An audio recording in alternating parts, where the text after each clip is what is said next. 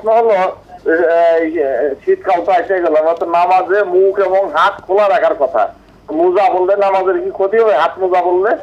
শীতের দিন চলে আসছে, অগ্রিম তার প্রস্ত সতর্কতামূলক যে হ্যাঁ, শুধু তাই না, পৃথিবীর বাস্তবতায় অনেক ঠান্ডার দেশের মানুষেরাও এটিএন বাংলার আমাদের লাইভ দেখেন। হ্যাঁ, প্রচণ্ড ঠান্ডায় যদি কেউ হাত মোজা লাগান, হাত মোজা লাগিয়ে নামাজ পড়লে কোনো অসুবিধা নেই।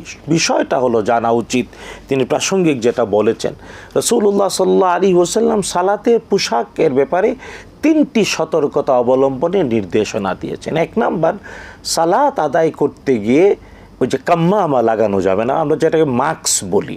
হ্যাঁ, যদি যেমন কোভিড-19 এখনও আবার পৃথিবীতে কোথাও কোথাও ফিরে আসছে, বাংলাদেশেও করোনা ভাইরাস আবার দেখা যাচ্ছে, তো করোনা ভাইরাস থেকে নিজে এবং অন্যকে রক্ষা করার জন্যে আল্লাহ তাআলা হেফাজত করুন। কেউ যদি মুখ ঢেকে রাখে নামাজেও, তাহলে এটা জায়েজ বলে বর্তমান পৃথিবীর আলেমরা একমত, ইজমা হয়েছে, আধুনিক ইজমার একটা প্রমাণ এটা। কিন্তু ন্যাচারালি স্বাভাবিকভাবে কেউ এমনি সুস্থ আছে, কোনো অসুবিধা নেই, তবুও মুখটা ঢেকে রাখতো, নবীজি নিষেধ করেছেন, নামাজে এটা করা যাবে না। 2 নাম্বার, নামাজে অবশ্যই নিজের হাত দুইটা, নারী পুরুষে যেই হোক, চাদরের ভিতরে রেখে, ওই যে আমরা তাকবীরে তাহরিমার পরে যে হাত বাঁধি, চাদরের ভিতরে 2 হাত রাখবে না, কবজির পরে হাত 2টা বের করে রাখবে। এখন যদি কেউ মোজা পরে প্রচণ্ড ঠান্ডা থেকে বাঁচার জন্য, তাহলে মোজায় ঢেকে থাকলো, কিন্তু চাদরের ভিতরে ঢাকা থাকবে না। আর 3 নাম্বার, সদল করা যাবে না।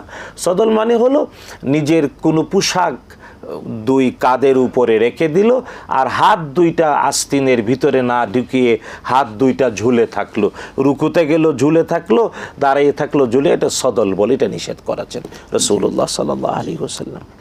প্রশ্ন হলো, আমরা যে টাইলস করা মসজিদে নামাজ পড়ি, একটু শক্ত টাইলস, রুকুর সময় সিজদার সময় নিজের ছায়া ছবি দেখা যায়, এতে নামাজের ক্ষতি হয় কিনা? টাইলসে যদি নিজের চেহারা দেখা যায়, এমন অবস্থায় নামাজ আদায় করা যাবে কিনা জানা উচিত। ডাইরেক্ট এই ব্যাপারটাকে হারাম বলা যাবে না, তবে সালাতের একাগ্রতায় সমস্যা করে, জেনে রাখা উচিত। তাদিল আরকান, হুজুরি কালব বা তাদিল আরকান বা একাগ্রতা, নামাজ আল্লাহ তাআলার জন্য একাগ্রতার সাথে পড়তে হয়, অর্থাৎ ইখলাসের সাথে, হুজুরি কালবে, তাদিল আরকান সহ।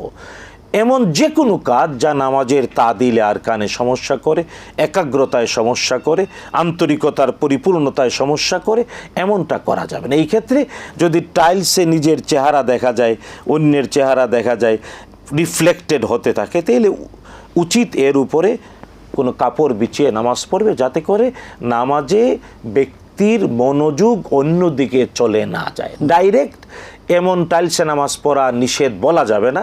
বিষয়টা হলো, নামাজের মনোযোগ বিকর্ষিত হয়, নামাজে মনোযোগ হারিয়ে যায়, এমন কিচ্ছু করা যাবে না।